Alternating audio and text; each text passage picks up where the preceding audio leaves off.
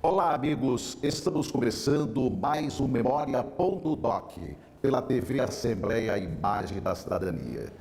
Hoje nós iremos falar sobre Campina Grande e sobre um momento interessante da história da segunda maior cidade da Paraíba. Hoje nós iremos fazer uma entrevista muito interessante, enfocando o período das interventorias da Revolução de 64. No dia 15 de julho de 1970, o Diário da Borborema, em sua primeira página, apresentava na sua manchete: transmito o cargo ao meu sucessor do modo que recebi do meu antecessor. Palavras que foram aproveitadas como manchete do general Manuel Paz de Lima. Na mesma edição do Diário da Borborema, naquele ano, a manchete era a seguinte: foi dito que a revolução é e continuará. Estou aqui por indicação do 4º Exército. Quem afirmava isso? O empresário Luiz Mota Filho, que foi um dos interventores da cidade de Campina Grande. Ele que assumiu a interventoria da cidade rainha da Borborema, um jovem industrial naquela época, substituindo o general Manuel Paz de Lima. Luiz Mota Filho ficou à frente da administração municipal campinense até 31 de 1 de 1973, quando deu posse ao doutor Evaldo Cavalcante Cruz, eleito pelo voto dos campinenses. O nosso entrevistado, portanto, de hoje é o empresário Luiz Mota Filho.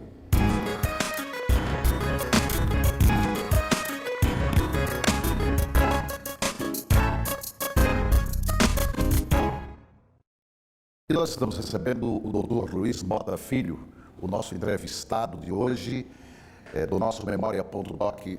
Doutor Luiz Mota, uma alegria muito grande tê-lo aqui no nosso programa. A alegria é minha pelo que está fazendo aqui agora um registro histórico.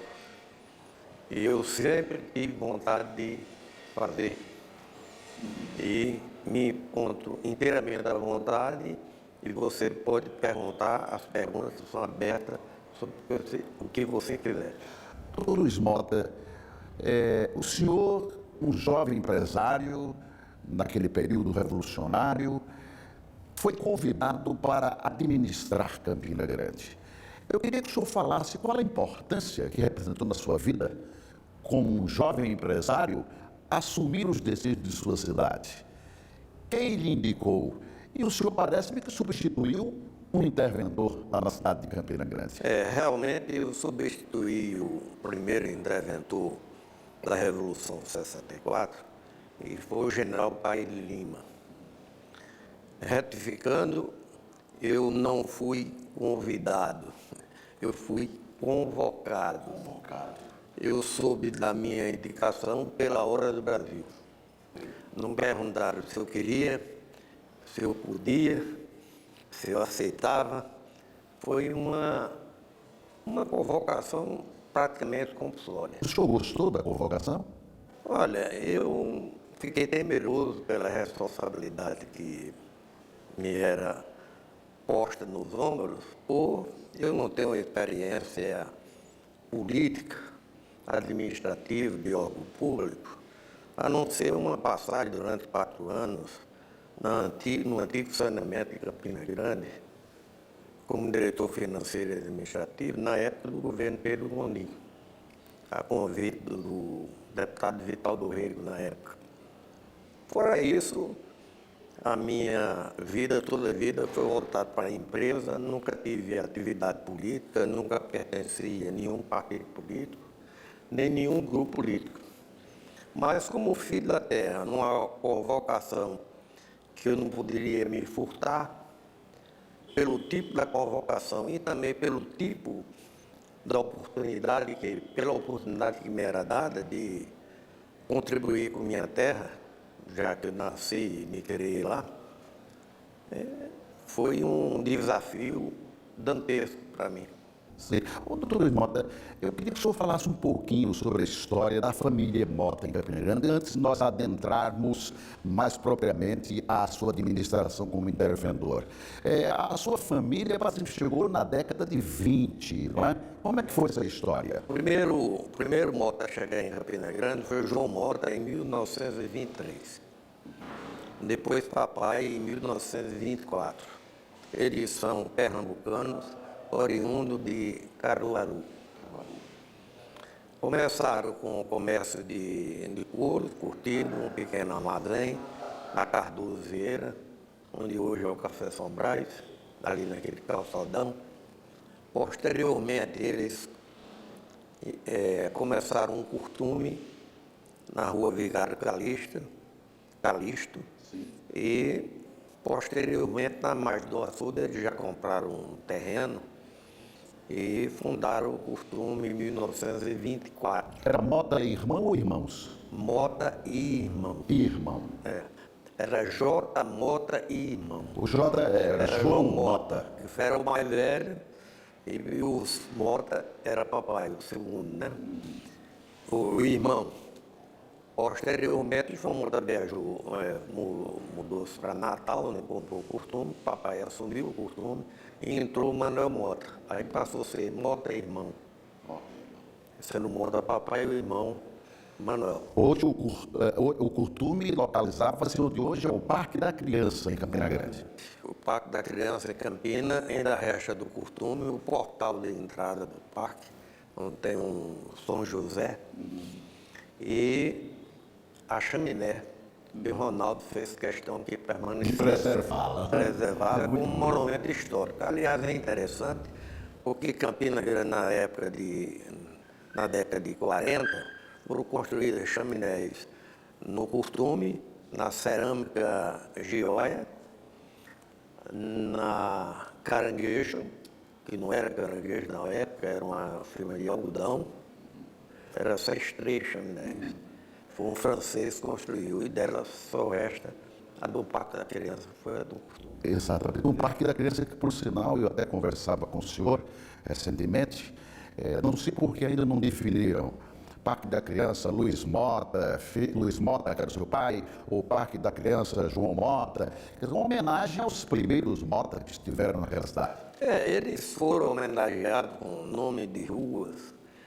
Minha mãe teve também uma rua com o nome dela, tem aquele shopping do Sebrae, Luiza Mota, né?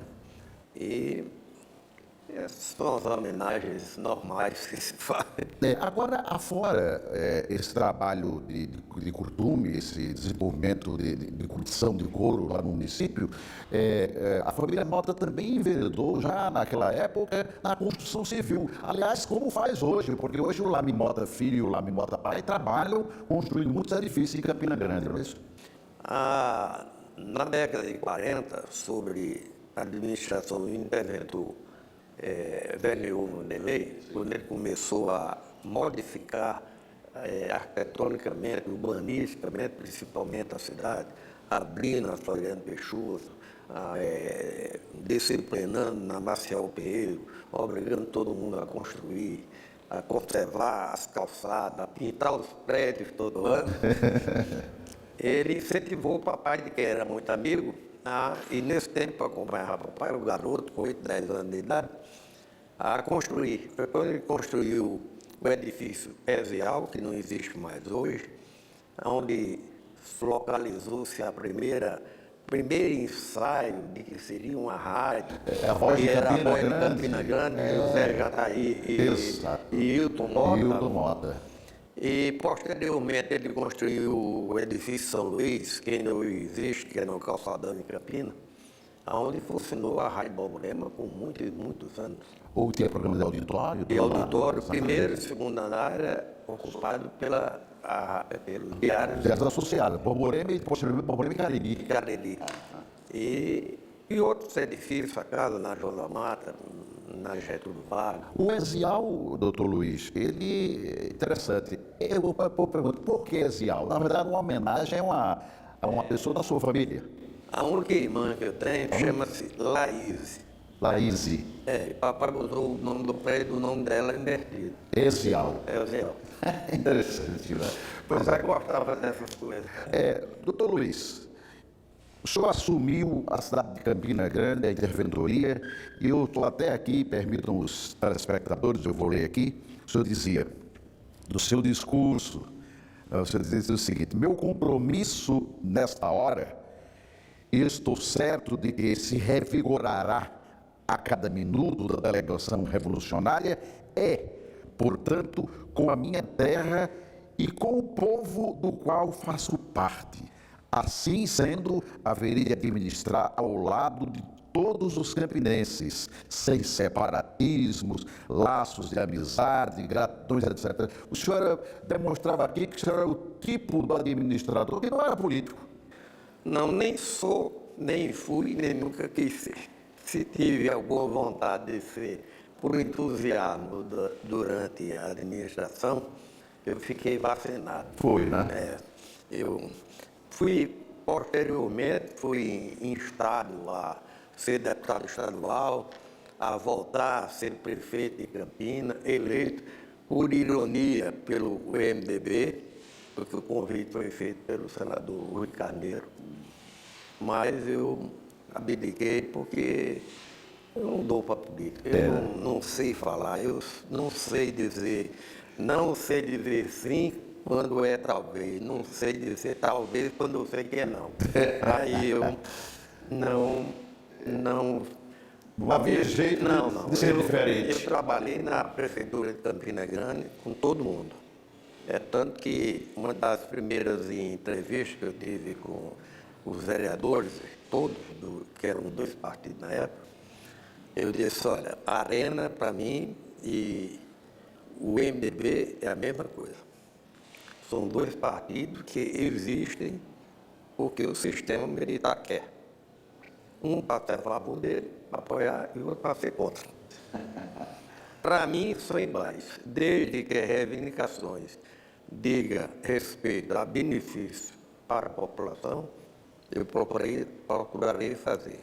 Se for de interesse próprio ou por motivações políticas partidárias, não venha nem de um lado nem do outro, porque eu não faço. Mantive sempre um poder, porque, diga-se de passagem, a intervenção foi no poder executivo. A Câmara de Vereadores funcionou normalmente durante o período da intervenção. Doutor Luiz, no seu discurso, o senhor também usou a frase seguinte: a hora de Campina, esta é a hora de Campina. O que é que o senhor quer dizer com isso? Era aquela vontade de trabalhar mesmo? Não, o que eu queria dizer é o seguinte: hoje, a gente está analisando, naquela época não era uma análise tão profunda, porque nós estávamos vivendo o momento e a gente só analisa direito quando passa o momento. Aí merece ser analisado, porque é com mais isenção. Mas, na época, o que havia é que Campina, desde a cassação de Newton Rick, em 1964, foi 64, Campina teve, entre 64 e o início de gestão minha, 6 administradores. 7 administradores em 6 anos. Então, a descontinuidade administrativa, o caos que trouxe isso, porque quem entrava não podia quase mudar nada. Quem entrava com pouco tempo saía, entrava outro. Quem durou mais foi o Wilmer Arruda. Foi eleito e passou, tirou o mandato. Newton Rick foi cassado, veio o Paz de Lima. Não, eu também fui cassado, porque não houve intervenção federal em Campinas quando Newton Rick foi cassado. A intervenção foi muito depois. Foi cassado pelo movimento revolucionário do AI-5, no primeiro momento. Ele era do PTB, partido de João Goulart, que tinha saído, a motivação foi essa. Substituiu o presidente da Câmara, João Jerônimo por eleição. Foi eleito o Wilmer Arruda. Depois de Wilmer Arruda, teve um pequeno intervalo, foi Orlando Almeida, por 2003. Que é o pai do Guilherme Almeida, que é deputado. Aí foi eleito Ronaldo contra o candidato do governador João Gripino, na época, que era Cabral, que veio em Cabral, era ele e Vital, dois candidatos pelo MDB, um na primeira legenda e um na sublegenda.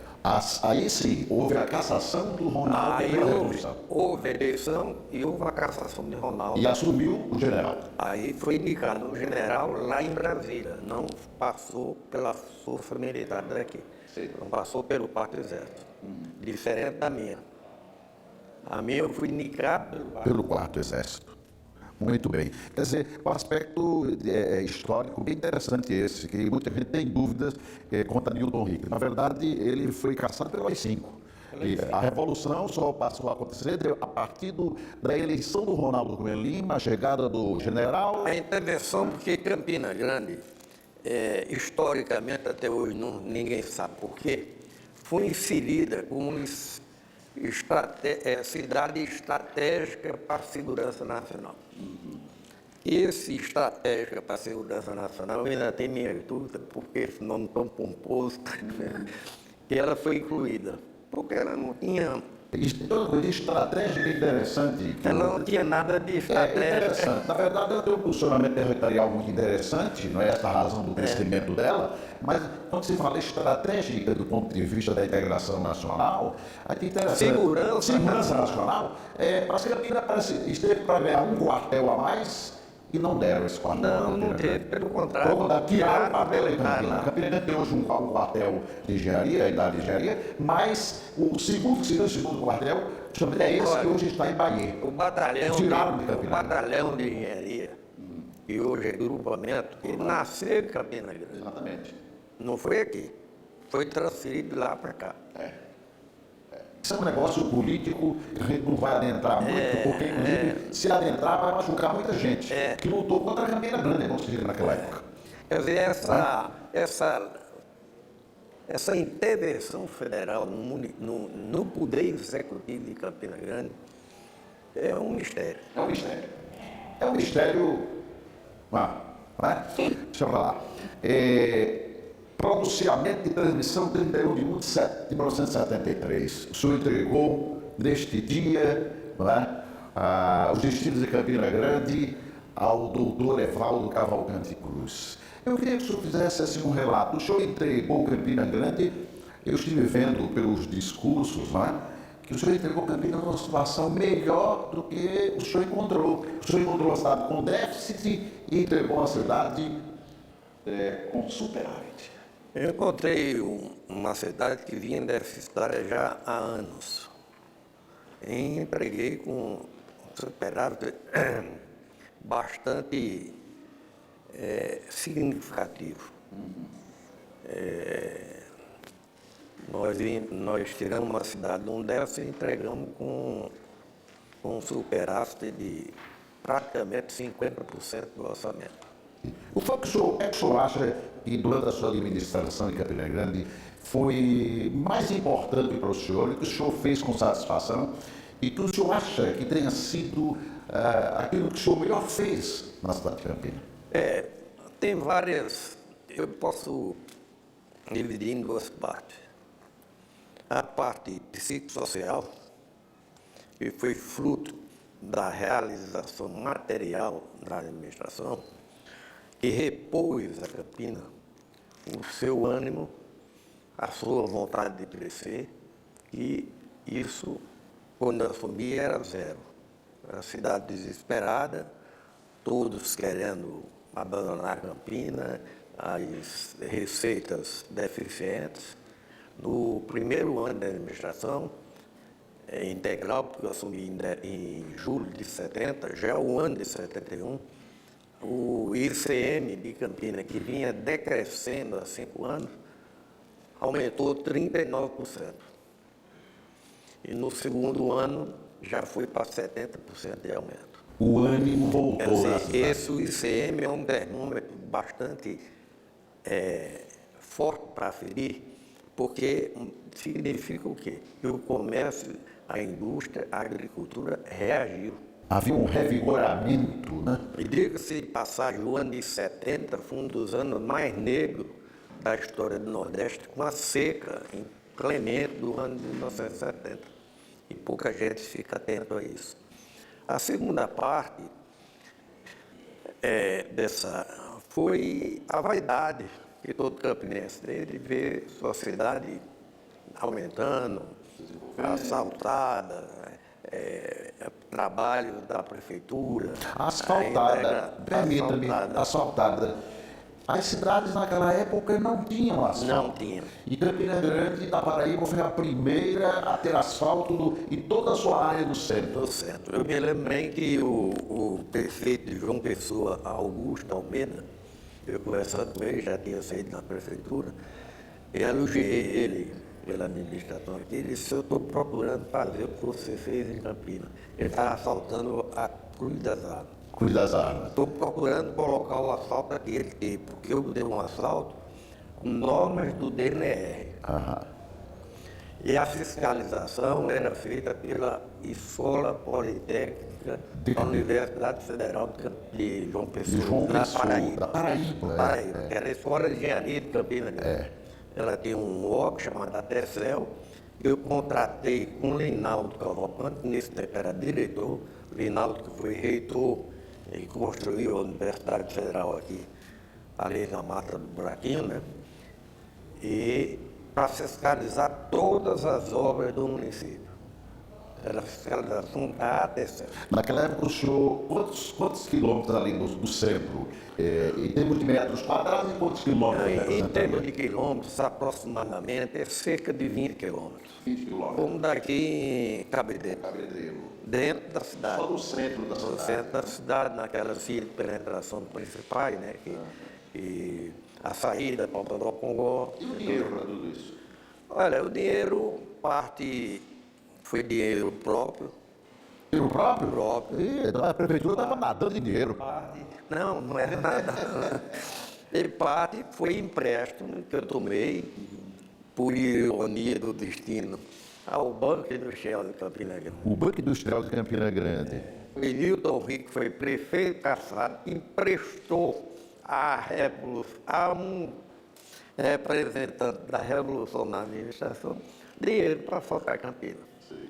O espírito campinense do Rick falou mais alto. Falou mais alto. Interessante, o Banco Industrial de Campina Grande era uma prova da força, da pujança de Campina, já naquela época. Tinha até filial em Nova York.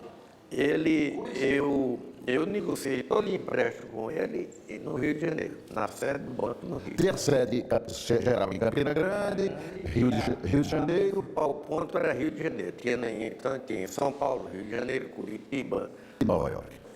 Nova York também tem um escritório. Tem o escritório do banco lá, né? Pois é, então é brincadeira, né? Quer dizer, o Rick, mesmo tendo sido caçado, foi aquele que colaborou com a sua administração. E outra coisa também, onde eu passava o assalto, a população pagava. Pagava. Era um terço da prefeitura, que era a parte central, um terço do lado esquerdo e um terço do lado direito. Os proprietários do lado direito e do lado esquerdo, no começo, uma resistência de alguns, que era contra, porque não era, né? Tem sempre do contra, porque era cobrado, era uma taxa de melhoria, não tem apoio, não sei o que e tal, mas terminaram, quando o benefício surgiu, que a cidade começou a vigorar, aí todo mundo. Depois, a qualidade da administração, nossa administração, que foi feita com o campinense de todas as camadas, e o secretariado era composto de funcionários do Banco do Brasil, de Banco do Nordeste, da Universidade Estadual, do Estadual não, regional. O senhor envolveu todas aquelas cabeças pensantes, né? Os sindicatos, as entidades de classe, as entidades dos bairros são muito importantes, a associação do... As sociedades de bairros, de bairro, as SABs. as SAPs, como se fala hoje em orçamento compartilhado. E o senhor sabe... Compartilhado, em 70, eu ia a todas as sedes SAPs em cada bairro e perguntava o que é que eles precisavam para melhorar o bairro ali? Me davam a lista. Então, ali a gente elegia, dentro da lista, o que estava projetado no plano de ação imediata. O senhor sabe que essa sociedade de bairro, inclusive, ela serviu de exemplo para a criação de entidades idênticas à cidade de Campinas, em São Paulo. Aliás, a segunda cidade a desenvolver esse projeto. Aí, eles pediram, disseram, bom, você elencaram 10, eu posso fazer 3. Me diga desses 3 aqui, quais são os que necessidade. São esses. E eu, no ano seguinte, fazia. Quer dizer, se isso não é orçamento compartilhado, participativo, né? Pelo menos era 1 milhão, né? O doutor Luiz Mota, nós estamos conversando com o doutor Luiz Mota Filho, né? Para quem chegou agora no horário da entrevista, ele foi interventor de Campina Grande e contando fatos interessantíssimos da época. Doutor Luiz Mota, o senhor também teve uma participação muito interessante na sua administração na educação, né? Aquele movimento Mobral começou em todo o Brasil, né? Mobral, Chegou a Campina Grande. Mobral chegou a Campina Grande e o chefe do Mobral na Paraíba era Juarez, me esqueço o sobrenome dele, não morreu há pouco tempo. Ele era um entusiasta e eu me entusiasmei. Comecei o Mobral pela prefeitura, porque a prefeitura tinha 2.000. Quando eu assumi, ninguém sabia o número de funcionários. Foi preciso recadastrar um a um, do mais simples, mais humilde, até o médico e o advogado. Foi para uma comissão da Universidade Regional, contratada pela prefeitura, para fazer entrevista de cada funcionário, a ficha e recadastramento, porque a gente não sabia quantos funcionários tinha na realidade. Eu quero dizer que no primeiro mês de recadastramento feita a folha, sobrou cerca de 10% da folha. Maravilha. Mas, doutor Luiz, eu estava vendo aqui no seu discurso, sim, desculpa. Mas ainda levando isso mais em frente, esse cadastramento também identificamos nos 2.800 e poucos funcionários, 800 funcionários analfabetos. Inclusive professoras que ganhavam como professora, que no cadastramento assinaram a impressão digital. Não conhecia o O. Conheci o O. Então, começamos a alfabetizar no Mobral os 800 da prefeitura. Tem uns 15% que não aproveitou, porque a gente já velho não aprende mesmo, né? Mas, de qualquer maneira... A maioria chegou lá. Depois, eu tornei obrigatório 2 expedientes, só se trabalhava um expediente, de meio-dia e 6, que era uma ficção, porque 5 horas não tinha mais ninguém, e meio-dia não tinha ninguém. Começava com 1 hora, então na realidade trabalhavam 4 horas, 5 horas. Sei. O senhor parece que era um prefeito assim também, que gostava do funcionalismo. Repetindo. O senhor também parece que era um prefeito que gostava do funcionalismo muito, porque eu estava vendo aqui no seu discurso, o senhor dando aumento geral de 25%, de 20%, abono de Natal. Depois do cadastramento, em que eu enxuguei de 2.800, passaram para 1.000, eu não mudei ninguém para fora. Eu apenas exigi que comparecesse. Não comparecia, então, 30 dias depois, 60 legislação na época, era dispensado. Né? E aí veio uma comissão do sindicato dizendo que eu estava demitindo. Eu digo, não estou demitindo. Agora, uma coisa, você faz 6 anos que vocês não têm aumento de salário. Essa folha que está sobrando desses que deviam trabalhar e não trabalham, vai para vocês. Eu aumentei 25%, e o funcionário público de carreira, naquela época, o funcionário público geral, não tinha 13º mês. Se eu dizer aqui, olha, no seu discurso, em 71, concedemos um aumento geral de 25% e 20% de abono do Natal. O abono do Natal foi uma figura criada para a folha do uso do funcionário de carreira, que não tinha direito. Quem era CLT recebia o 13º, mas o de carreira não tinha. Eu então criei uma figura de abono de Natal e deu 20% que correspondia a um 13º mês. O senhor, naquela época, chegou a medir o grau de satisfação do funcionalismo público municipal com a sua administração? Olha, eu era respeitado, nunca andei com segurança. Andava em todos os serviços da prefeitura, que pela manhã eu visitava todas as obras, e de tarde, a partir de meio-dia e meio, eu estava na prefeitura. Mas isso eu tive satisfação, foi 10 anos depois, eu ia na prefeitura, não morava mais em Campinas, já morava aqui em João Pessoa, resolveu o negócio, e na saída eu encontrei um funcionário velho, doutor Luiz, estou por aqui, faz aquela festa comigo. Aí eu chamei ele pelo apelido, diga-se Pelica, que é que você quer? Ah, sim, uma figura muito conhecida de Caveira Sibirica. Eu quero que você vá comigo ali. Aí eu disse, vamos, entra no meu carro, fui dirigindo, fui à sede do sindicato dos funcionários públicos da prefeitura. Era debaixo ali do teatro municipal, uma sala que tinha lá. Cheguei lá, ele abriu, só olha o seu retrato. Não tem ninguém, mas tem um seu. Uma prova. 10 anos depois, eu disse, mas por quê? O senhor era duro demais, viu? Mas era justo. Que beleza. Mas o senhor disse que era dos duros demais, disse isso, mas eu acho que não, que eu lhe conheço de muitos anos. Eu sei que o senhor é uma pessoa muito afável, muito amigo, assim. Porque ele gosta das coisas certas. As coisas certas. Procuro fazer certo. Estou dizendo que foi certo, eu nem que fiz tudo certo, não. Mas luta para ser. Luta para ser. Uma característica com isso que eu conheci seu pai também. Seu pai também era muito interessante, o jeito dele. Era muito trancado. Olha, no discurso aqui, eu estava lendo o discurso do doutor Luiz Mota, ele diz aqui, Mister se faz mencionar em 68, entre as despesas previstas de, parece que era 4.300.000 cruzeiros, constatou-se um déficit de 15%. Lá vai, coisa e tal, aí depois houve um crescimento para 19%, e em 6 meses lá vai, coisa e tal. Só sei que em 71 o senhor chegou a 36%, e em 72 o superávit de 68%. A prefeitura estava bem de dinheiro, não, doutor? Estava bem, né? Estava. Agora, isso aí, diga-se de passagem, a folha caiu em relação, mas subiu o projeto de cada um.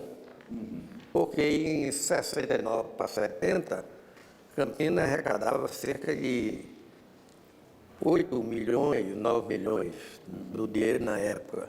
E no ano que eu saí, ela arrecadou 19 milhões. Quer dizer, a arrecadação de Campinas, ela, num período de 2 anos e meio, ela triplicou praticamente, né? Pelo menos 2 vezes e meia. Então, é por isso que sobrou dinheiro. E deu para pagar todo mundo bem, o funcionário tinha reajuste todo ano. O imposto predial, urbano, territorial, eu dividi naquela época, a cobrança era o seguinte, o imposto era cobrado de uma só vez. Ou o sujeito pagava mensal ou pagava de uma só vez no fim do ano, quando o governo dava um desconto de 20%, 30%, olha, não é inflação, ainda dava um desconto, eu investi o negócio. Eu dividi o imposto em 6 vezes, você pagava bimestral, usei até Chapelin e aquele outro da cabeça branca. O Cid Moreira. Cid Moreira, para fazer as gravações em disco, na rádio, que não tinha televisão, não tinha... aqueles videotapes para fazer... Não tinha nada disso, era coisa... convocando a população para pagar a prestação. Era feita através da Rádio Moreira, porque prestação era feito comprar uma geladeira na Sofic e outras coisas. Ventilador, rádio, né? Era a prestação. E quem pagasse tudo no começo do ano tinha um desconto de 10% no começo do ano. Quem pagasse no fim do ano tinha correção monetária do ano em cima da prestação. Aí não é. Nós estamos conversando com o empresário Luiz Mota Filho. Ele foi interventor da cidade de Campina Grande. Nunca foi político, mas administrou a sua cidade. E como um grande empresário, ainda hoje é lembrado pela bela administração que fez naquela cidade. Doutor Luiz Mota, o senhor conseguiu fazer tudo aquilo que pensava fazer na sua administração pela cidade de Campina Grande, a terra que o senhor ainda ama muito? A coisa mais importante que eu deixei para Campina foi um planejamento local integrado, o PDLI, Plano de Desenvolvimento Local Integrado. Nós estudamos Campina Grande 50 anos para trás, para ver a tendência de crescimento dela, qual era a vocação da cidade, e projetamos isso 30 anos para frente, até o ano 2000. Como ela deveria crescer, qual era a tendência de crescimento, identificamos aquelas coisas que ela podia desenvolver mais.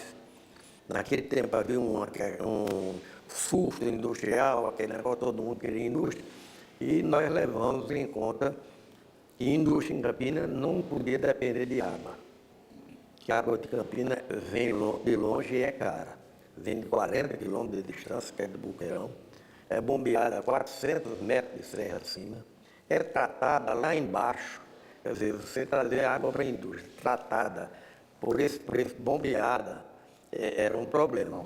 Então, incentivar a indústria que não usasse tanta água. Mas, sobretudo, incentivar a Campina como polo educacional e polo de medicina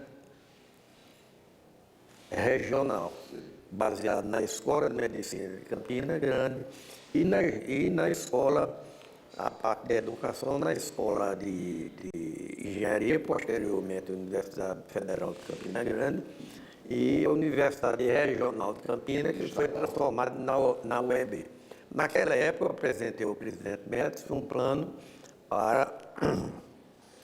para unificar as duas universidades e criar a Universidade de Campina. Apresentei a ele em 1971, mas não progrediu. Mas, assim, a vocação da cidade não negou o que foi estudado. Ela se tornou num grande polo educacional. Hoje são 3 universidades, fora as particulares. Exatamente. Um contingente que naquela época tinha 6 mil estudantes, hoje tem cerca de 60 mil universitários. Tinha cerca de 1.000 e poucos professores, hoje tem 13 mil professores universitários.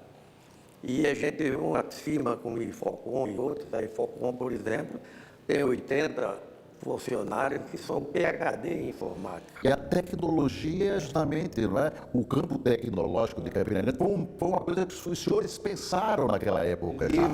Criamos uma série de coisas, de normas, de leis, para disciplinar o crescimento da cidade. As avenidas hoje, que vocês em Campina, Avenida Larga, tudo foram projetados. Esse anel viário, e a alça leste... E já está dentro da cidade. A alça está dentro da cidade, foi projetada na época. O anel que agora quer fazer, que é a alça leste e noroeste, né, que vai por a Lagoa Seca e termina lá por trás de Botoninho, São José da Mata, na Saleri. Tudo isso foi projetado em 1972. O órgão lá era Condeca. Antigamente era uma Comissão de Desenvolvimento de Campina Grande. Mas ela era, como órgão público, ela era tolhida de fazer as coisas. Estava preso no orçamento. Nós trocamos o N pelo M e transformamos em companhia. Fizemos uma empresa da economia mista de planejamento. Companhia de Desenvolvimento de Campina Grande. De Campina Grande. Ela foi que trouxe os técnicos de fora, junto com os de Campina, com a universidade. Foi um movimento muito bonito de Campina, que deu o PDLI, que foi a coisa mais importante que eu fiz. É pena, ele caducou no ano 2000, já se vão 12 anos e não teve uma administração que reestudasse para ver o que deu certo nele e reprojetar mais 30 anos para frente. Hoje conversando com o empresário Luiz Mota Filho, empresário campinense, e tem uma participação das mais positivas na vida da cidade serrana.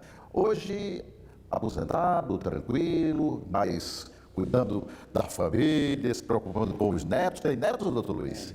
6 netos?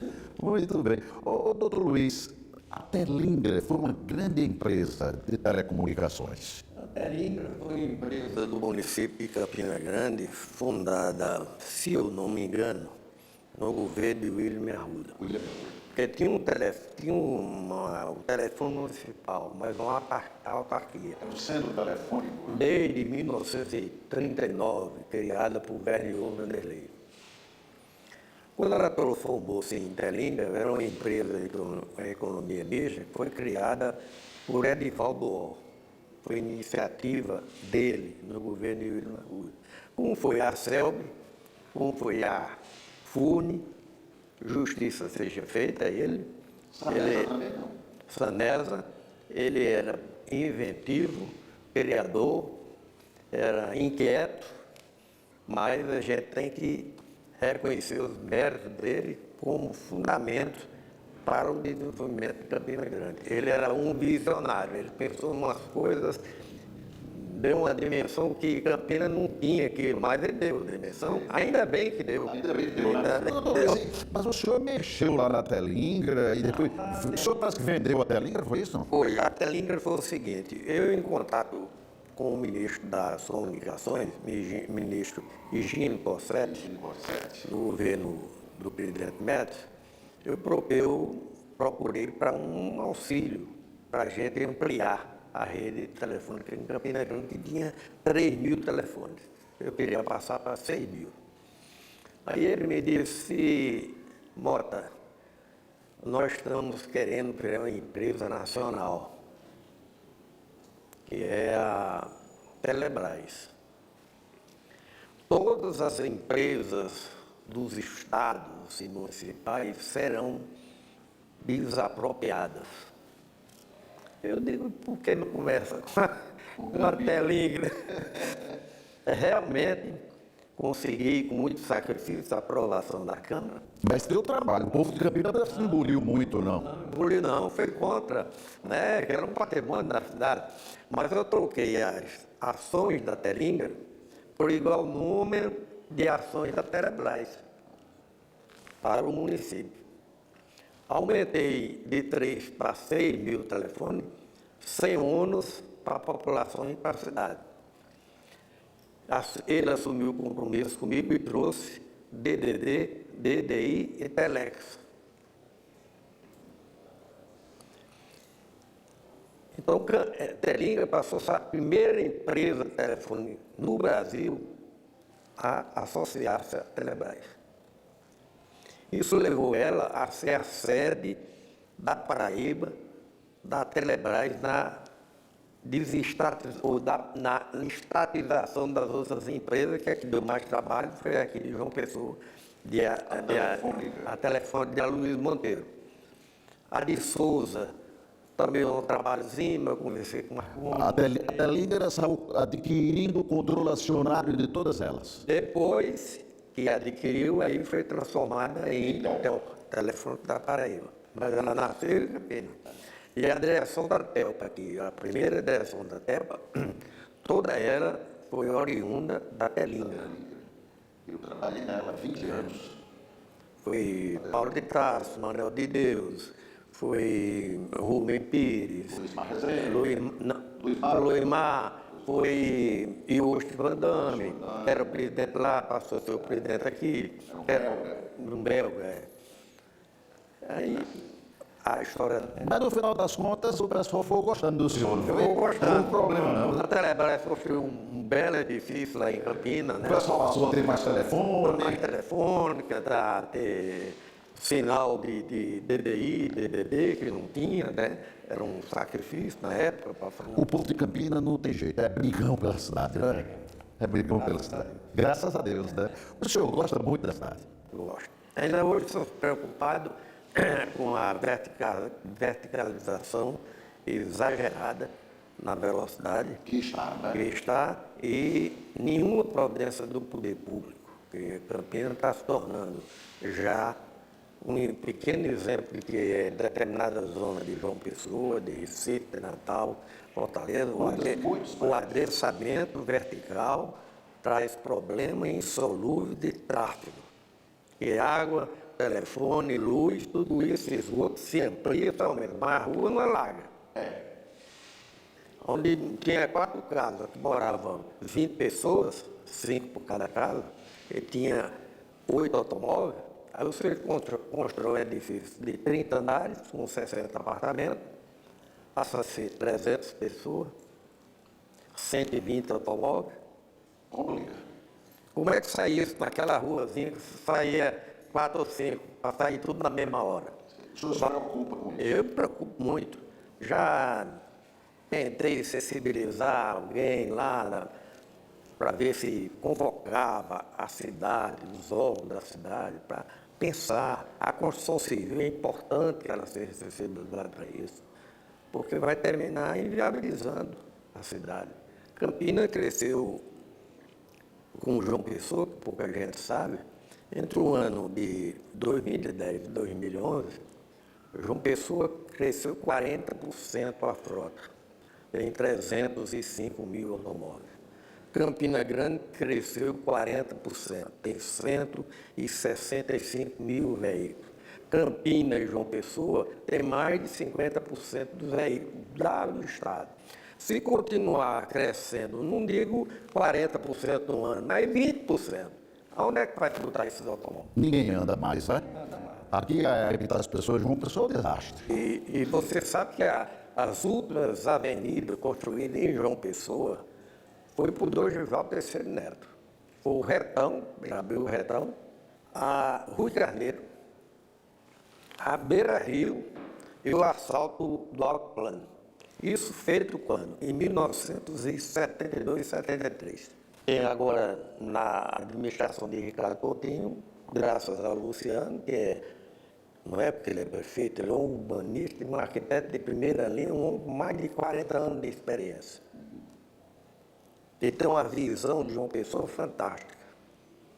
Espero que os planos dele não sejam esquecidos, porque o mal de uma administração é esquecer o que a outra fez. Foi a grande coisa que Campinas teve. Durante 30 anos, todos os prefeitos que cederam a interventoria seguiram em uma faixa de 70% aquele planejamento feito para 30 anos. Eu queria agora ter uma visão empresarial. O senhor, como é que vê a Paraíba hoje, num todo? Longe de mim a ideia de aspecto político. Eu estou conversando com um cidadão empresário e eu, como jornalista, me preocupo muito com isso. Eu não gosto muito de fazer política.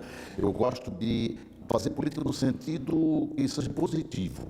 Então, a Paraíba de hoje é a Paraíba que o senhor sonhou? Não, eu sonhei com ela mais desenvolvida. Entretanto, quando havia a Sudene, houve um pecado também na Revolução, houve uma valorização muito grande das capitais. Inclusive no fundo de participação, que ainda hoje a capital deve levar uns 30% ou 40% do fundo de participação que vem para o Estado, para os municípios. Por lei, não é porque todas as capitais são lei. E a industrialização da Paraíba se fez muito em João Pessoa. E o interior do estado foi, não digo abandonado, mas fez uma segunda linha. O empresário que vinha do sul, chegava aqui e encontrava uma praia dessa. Uma coisa ele queria ter a indústria aqui, e não no interior. Isso fez com que o deslocamento da população para João Pessoa crescesse divisoradamente. Em 1970, Campinas tinha 6 favelas. João Pessoa tinha cerca de umas 15. Hoje, João Pessoa tem mais de 100 favelas e Campinas está com 8 ou 10 favelas. Quer dizer, a população que vem em busca de emprego, vem em busca de um Eldorado, que não existia. É tanto que quase todas as indústrias daquela época aqui não vingaram. Muitas faliram, né? Polinor, Ali, ó, Polinor nunca funcionou. Polinor Nunca foi funcionou. uma coisa, foi uma enganação muito grande na vida Foi um projeto da Paraíba, né? Quer dizer, por essa parte. Agora, eu vejo hoje que as possibilidades são muito melhores. Essas duplicações de estrada da BR-101, da 230 em direção a 104 em Ana Caruaru, o desenvolvimento que está havendo em Pernambuco, ninguém desconheça isso, nem feche os olhos, nem use barrismo pequeno. Né? O desenvolvimento de Pernambuco, através de Suape e esse outro polo que está se criando na fronteira da Paraíba, vai beneficiar a Paraíba e o Rio Grande do Norte muito, desde que os governos, nos 2 meses ou até nos 3 meses, saibam aproveitar o momento histórico. Exatamente. E o que está vendo em Pernambuco foi o que houve na Bahia, nos anos 70, 80, Polo Petroquímico, isso, aquilo, outro. Mas a Bahia é maior do que Ceará, Rio Grande do Norte, Paraíba, Pernambuco e Alagoas juntos.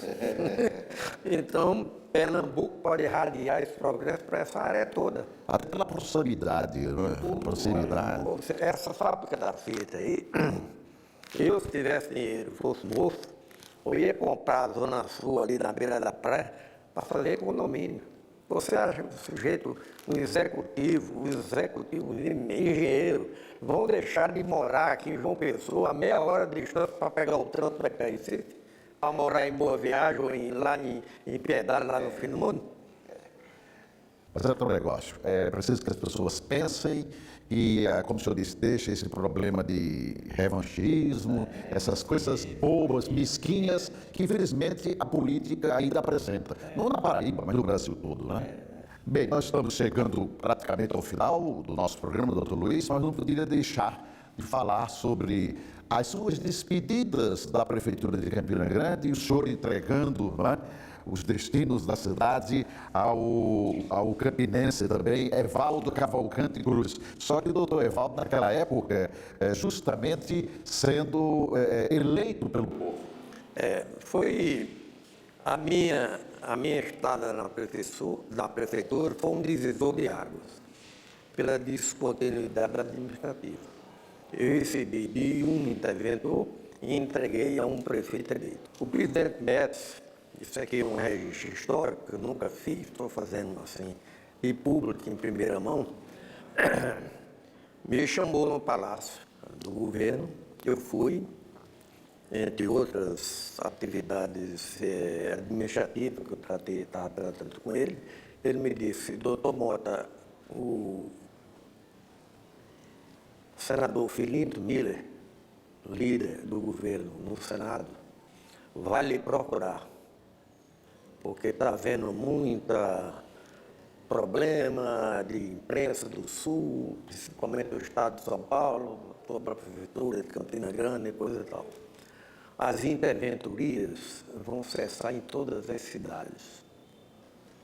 O governo Gás já vai pegar 100 cidades sem intervenção federal. Eu gostaria que o senhor conversasse com ele. Tive uma conversa com o Filinto Miller, por acaso, viajando no mesmo dia de Brasília para o Rio para pegar o avião para vir para Recife. Então puxou uma caderneta do bolso e disse: doutor Mota, fui procurado, chamado pelo presidente da República, para procurar o senhor como homem de confiança dele, para resolver um problema político. Eu digo: o que é, senador? Se eu quero 3 nomes para prefeito de Campina Grande. Eu digo: o senhor quer para quando? Ele disse: para ontem. Aí combinei com ele, na próxima semana, entregar. Ele disse: venha, não preciso marcar audiência. Minha secretária vai estar instruída, quando o senhor chegar eu recebo. Eu, então, elaborei um currículo reduzido de 3 nomes. Doutor Evaldo Cruz, economista, professor universitário. ex-vereador de Campinas, foi secretário de Educação, se não me engano. Doutor Amaury Pinto, Amaury Abrantes Pinto, engenheiro, professor da Escola de Engenharia. Fui secretário, primeiro secretário de Planejamento de Buriti, amigo de ginásio e universidade do ministro Henrique Simas, até então ministro, já morreu, e doutor Luiz Almeida, professor universitário e secretário de obras, se não me engano, do governo Hernando Sato. Esses 3 nomes. Levei o Felipe Mille, ele entregou ao presidente da República, que conversou com as lideranças da Paraíba, na época, representada por João de Pino e Hernani Sato, João como ex-governador e Hernani como governador.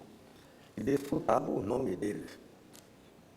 Quando o presidente disse esse não, puxou o papelzinho e disse, pronto, aqui tem 3 nomes, os senhores escolham dos 3.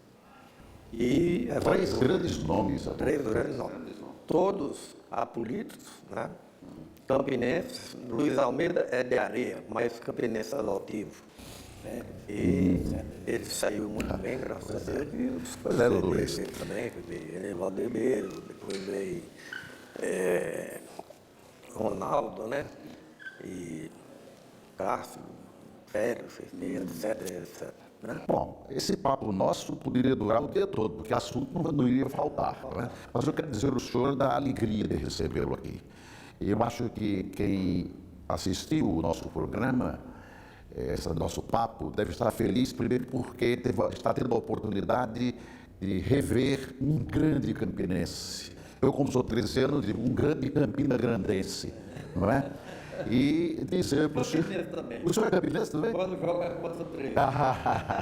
Pois é, então a alegria, eu acho que não é só minha, mas desse povo todo que nos acompanha através da TV Assembleia. Muito obrigado ao senhor. O senhor pode ficar certo que foi uma alegria muito grande recebê-lo no nosso programa de hoje.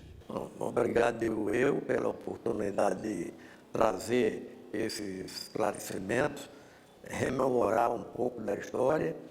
E, infelizmente, eu não escrevo, se pudesse escrever, tinha muitas revelações a fazer, mas as principais estão feitas. Você tem uma documentação que eu presentei para o museu aqui, né? E quero que podem divulgar ela, se quiserem ter algum detalhe, alguma coisa, eu estou sempre às ordens. Muito obrigado. Muito obrigado, doutor Luiz. Nós conversamos com o empresário Luiz Mota Filho.